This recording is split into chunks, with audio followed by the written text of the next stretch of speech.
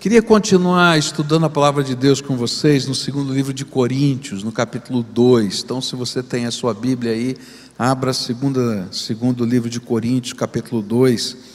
E eu quero voltar aos versículos de 5 a 11, que nós começamos a estudar faz 2 semanas, quando falamos sobre o perdão. E eu queria concluir essa mensagem sobre o perdão. A palavra do Senhor diz assim: mas se alguém fez com que alguma pessoa ficasse triste, não fez isso a mim, mas sim a vocês, ou pelo menos a alguns de vocês. Escrevo assim para não ser muito duro com esse homem. Basta o castigo que a maioria já deu a ele. Agora vocês devem perdoá-lo e animá-lo, para que ele não fique tão triste que acabe caindo no desespero. Por isso peço que façam com que ele tenha a certeza de que vocês o amam. E foi por isso também que escrevi aquela carta. Eu queria pôr vocês à prova e saber se estão sempre prontos a obedecer aos meus ensinos. Quando vocês perdoam alguém, eu também perdoo. Porque quando eu perdoo, se é que de fato tenho alguma coisa a perdoar, faço isso por causa de vocês na presença de Cristo, a fim de que Satanás não se aproveite de nós, pois conhecemos bem os planos dele. Nós começamos a estudar 2 semanas atrás esse texto e vimos que o tema central desse texto é a bênção do perdão. E aqui nesse texto nós vamos encontrar o apóstolo Paulo apresentando para a gente 7 razões pelas quais nós devemos perdoar. E é interessante lembrar o pano de fundo outra vez, não é? Aqueles homens que haviam chegado na cidade de Corinto com as credenciais dizendo que eles eram os apóstolos verdadeiros e que Paulo não era o apóstolo verdadeiro, e criaram uma grande confusão no meio da igreja. A igreja agora estava dividida em partidos. Um dizia: eu sou de Paulo, outro sou de Apolo, outro eu sou de Pedro, eu sou de Jesus. E ali estava uma confusão tremenda. E Paulo então, além disso, existia problemas de imoralidade na igreja, uma série de situações. E Paulo então escreve a primeira carta, que é 1 aos Coríntios. Depois ele escreve uma segunda carta que nós não temos, que é chamada de uma carta severa, uma carta dura. Depois ele manda Tito lá, para que ele pudesse ministrar na vida daquele povo. E agora que ele recebe de volta Tito, com as notícias da igreja, ele então escreve a segunda carta aos Coríntios. É nesse contexto que essa carta está escrita. E Paulo então vai apresentando as razões porque o perdão é uma bênção de Deus na nossa vida. A primeira razão nós já estudamos, é porque quando perdoamos, nos desviamos do nosso próprio orgulho. Por quê? Porque é o nosso orgulho ferido que não deixa a gente perdoar, não é? Por que é tão difícil perdoar? Não é? Porque tem uma conta dentro da gente que a gente não quer abrir mão. Essa duplicata, essa nota promissória dentro da gente, é o nosso orgulho ferido que não tem preço. E a gente estudou um pouquinho sobre isso há 2 semanas atrás. Depois aprendemos que quando nós perdoamos, nós aprendemos a exercer o que recebemos de Deus, misericórdia. E essa é uma coisa difícil, não é? A gente quer a misericórdia de Deus para nós, mas a gente não está muito, não é disposto a oferecer a misericórdia nossa em nome de Deus. E essa é uma luta do nosso coração. A terceira coisa que estudamos também foi que o perdão, quando ele é exercido, ele restaura a alegria tanto do nosso coração quanto do coração das outras pessoas. Enquanto a gente não perdoa, tem um gostinho azedo que fica voltando na boca, não é? Eu tenho um amigo meu que eu nunca tinha ouvido essa expressão, e ele disse assim: pastor, engolir sapo não é problema, o problema é o gostinho ruim que fica voltando na boca, não é? Então aquela coisa ali, mas quando a gente perdoa, não é? A alegria é restaurada no nosso coração. E eu queria então seguir adiante aqui no nosso estudo, e no versículo 8, a gente vai aprender a próxima razão. Diz assim: pelo que vos rogo que confirmeis para com ele o vosso amor. Na outra versão diz: por isso peço que façam que ele tenha certeza de que vocês o amam. A quarta razão por que devemos perdoar é porque perdoar é reafirmar o amor, é confirmar o amor. E aqui é um termo técnico, essa palavra reafirmar, confirmar, ela quer dizer ratificar legalmente alguma coisa, dar uma conclusão formal. E muito provavelmente Paulo usou essa palavra, que é uma palavra técnica, para dizer assim: olha, assim como esse homem foi disciplinado, tá, publicamente, agora está na hora dele ser recebido publicamente. Assim como ele foi, a igreja teve que exercer a sua autoridade de disciplina, agora está na hora de a igreja exercer aquela sua autoridade de reconciliação. E essa era a ideia. Mas quando ele recebia de volta, o que ele estava fazendo? O que a igreja estava fazendo? Era reafirmar o amor. Por isso, o que a Bíblia vai ensinar é que não perdoar é falta de amor. Complicado, né? Agora, é interessante porque o amor de que a Bíblia fala aqui não tem nada a ver com sentimento. A Bíblia usa várias palavras para definir o amor. Por exemplo, tem uma palavra específica na língua grega para falar do amor entre a família, pais e filhos. Existe uma outra palavra específica na língua grega para falar daquele amor, daquele carinho que a gente sente entre amigos, tá? Mas existe uma palavra que é a que a gente mais comumente usa na Bíblia, né? Que é ágape, não é? Que é um amor que envolve uma decisão. Eu decido amar. Eu decido amar. Não tem nada a ver com sentimento, tem alguma coisa a ver com uma decisão, uma escolha, uma vontade. Eu decido amar. E esse amor não é um amor natural do homem. O amor natural do homem é sempre um amor reativo. Quando eu, por exemplo, sou amado, eu sou constrangido a amar. Quando eu sou abençoado, eu sou constrangido a abençoar. É uma resposta sempre. Mas o que a Bíblia vai ensinar é o amor que provoca a resposta. Esse amor que é uma decisão. E esse amor é algo que a gente aprende do alto, de Deus. E a gente precisa da graça de Deus para viver esse amor.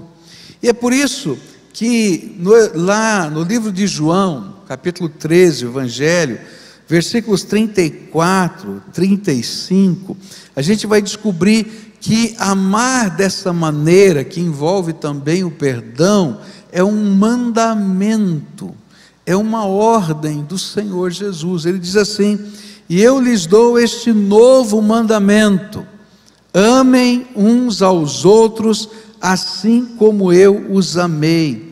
Amem também uns aos outros, e se tiverem amor uns pelos outros, todos saberão que vocês são meus discípulos. Amor desse tipo, a gente precisa da graça de Deus. E amor desse tipo é uma decisão da vida da gente. Por causa da graça de Deus em nós, eu decido fazer o que Deus colocou como prioridade para a minha vida: amar e perdoar as pessoas. Não é natural, Está entendendo o que eu estou falando? A vontade que dá é outra. Mas porque Deus me ama, e Ele quer que eu aprenda a amar junto com Ele, eu vou ouvir uma ordem de Deus, e eu vou aprender a amar do jeito de Deus, e o perdão vai ser então uma expressão desse amor, que é também uma expressão de obediência. Quando a gente está perdoando dessa maneira, a gente está exercendo obediência, e é isso que diz o verso 9, ele diz assim: e foi por isso também que escrevi aquela carta. Eu queria pôr vocês à prova e saber se estão sempre prontos a obedecer aos meus ensinos. Na verdade, Paulo estava testando aquela igreja, se ela estava disposta a fazer o que ele tinha colocado como necessário, que era a disciplina, e agora ele estava testando a igreja em colocar em prática o perdão e o amor. O que a Bíblia está ensinando para mim é que perdoar não é uma opção para um servo de Deus, é um mandamento do Senhor. E algumas ordens do Senhor são fáceis de serem obedecidas, mas outras são uma prova do nosso compromisso com Ele. Eu não sei na sua vida, mas na minha vida, tem coisas que são muito fáceis de perdoar. Às vezes chega alguém e diz: olha, queria te pedir perdão, puxa vida, mas olha, fica tranquilo, não tocou o meu coração. Mas tem algumas coisas que batem fundo dentro da alma da gente. E normalmente, essas coisas que batem fundo na alma da gente têm a ver com pessoas significativas para nós. Gente que marcou a nossa vida, gente que a gente amou muito, gente que a gente considerou tanto, gente com quem a gente dividiu a vida. É por isso que quando, por exemplo, há um rompimento num casamento, é tão difícil haver perdão. Porque tem marcas tão doídas, tão difíceis, da história da vida. É por isso que quando existe uma mágoa entre pai e filho, é tão difícil de perdoar. Por quê? Porque está doendo demais. E ainda que a gente tenha de esconder essa dor debaixo do tapete, ela volta e ela aflora em momentos que a gente nem imagina, em reações às vezes até compulsivas, que a gente não imagina que tivesse, e a gente achava que já estava resolvido, mas surge um momento, uma circunstância, aquilo eclode outra vez, porque está lá enraizado dentro da alma, e é tão difícil perdoar, porque dói, está machucado. Mas aí a palavra de Deus vai ensinar para a gente que não é uma opção para a gente, que é uma opção para a gente, talvez, outras decisões da vida, mas se nós somos servos de Deus, eu vou ter que obedecer essa ordem do Senhor, e eu vou ter que agora colocar na mão de Deus a minha dor, e liberar as pessoas dos compromissos que nós achamos que elas tenham conosco. E aí nós vamos ter que aprender a obedecer a Deus num nível mais profundo. É quando a gente abre mão dos nossos direitos. Sabe por que é tão difícil perdoar quando dói tanto? É porque certamente você tem direitos adquiridos. Só que esses direitos adquiridos nunca vão ser cobrados, você nunca vai conseguir cobrar. E aí Deus está ensinando a gente a colocar esses direitos adquiridos na mão dEle. E eles passam a ser direitos de Deus e não mais nossos. E a gente pode seguir a vida. E isso é uma decisão de amar, senão a gente não vai conseguir fazer. Testar a obediência é algo que Deus faz com frequência na nossa vida. É interessante que Deus testa a nossa obediência com bênçãos. Quando você olha, por exemplo, para Êxodo 16, a gente vai ver que o maná de Deus era um teste de obediência, onde ele dizia assim: você recolhe o maná todo dia, mas no 7º dia ele não vai cair, e aí você vai recolher em dobro. Todavia, se você tentar recolher em dobro nos outros dias, ele vai apodrecer e vai cheirar mal. E o teste da obediência era saber usar a quantia certa cada dia. Então havia uma bênção, mas Deus estava testando a obediência no 1º dia, no 2º, no 3º, no 4º, no 5º, no 6º, no 7º dia. Assim acontece também no amor. A gente vai ter que dosar a nossa vontade no 1º dia, no 2º dia, no 3º dia, e aprender a perdoar. A palavra de Deus vai ensinar para a gente que um teste de obediência foi a caminhada do deserto, onde Deus colocou aquele povo à prova, para ver se eles estavam preparados a obedecer todos os mandamentos de Deus. E Deus nos coloca à prova quando Ele nos pede obediência em perdoar. E a Bíblia é clara em nos comandar esse perdão. Há muitos textos que comandam isso. Efésios 4,32 diz assim: pelo contrário, sejam bons e atenciosos uns para com os outros, e perdoem uns aos outros, assim como Deus, por meio de Cristo, perdoou vocês. Colossenses 3,13 vai dizer: não fiquem irritados uns com os outros, e perdoem uns aos outros, caso alguém tenha alguma queixa contra outra pessoa, assim como o Senhor perdoou vocês, perdoem uns aos outros.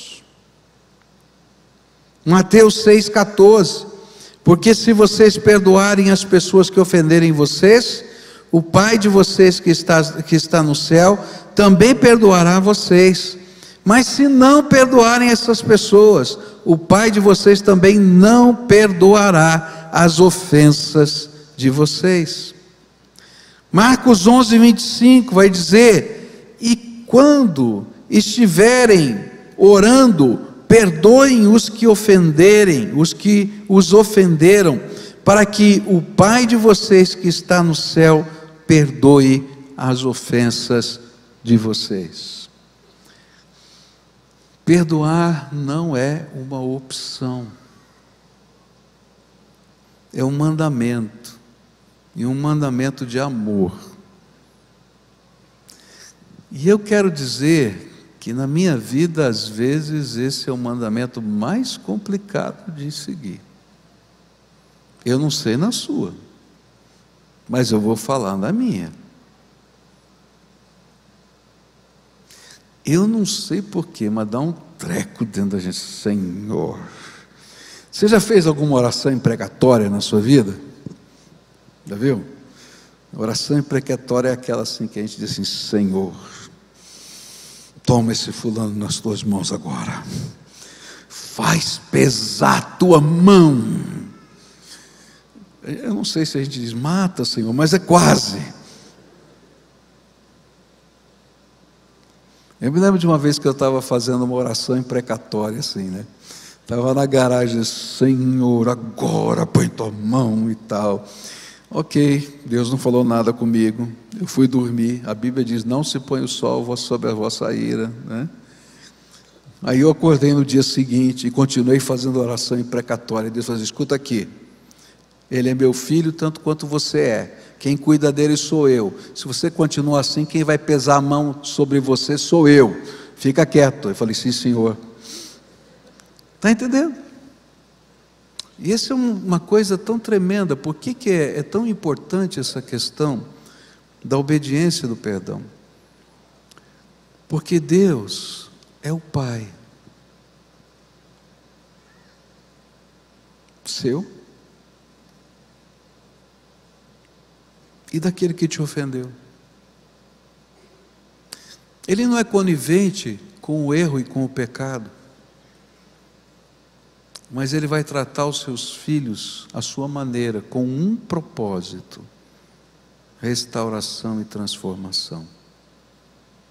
E às vezes o que a gente tem dentro da nossa alma é a dor que pede da gente a retribuição.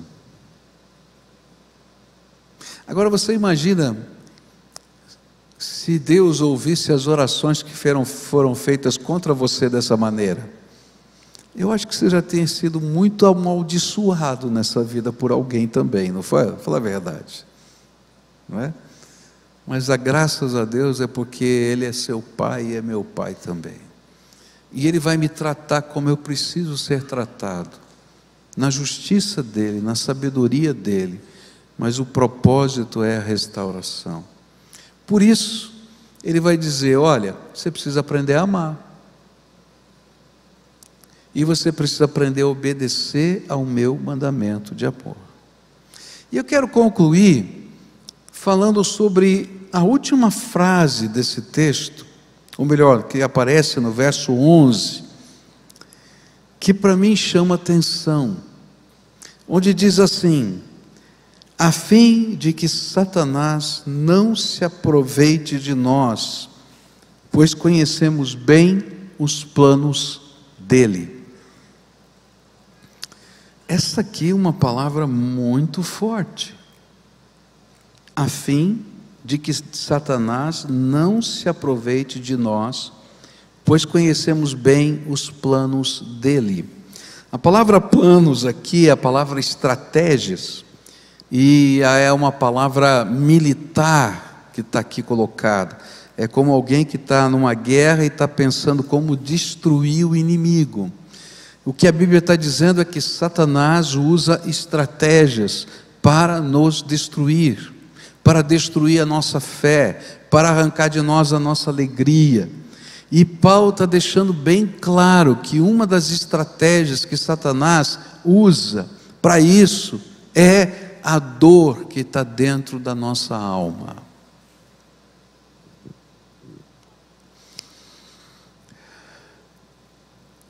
Eu ouvi, não é,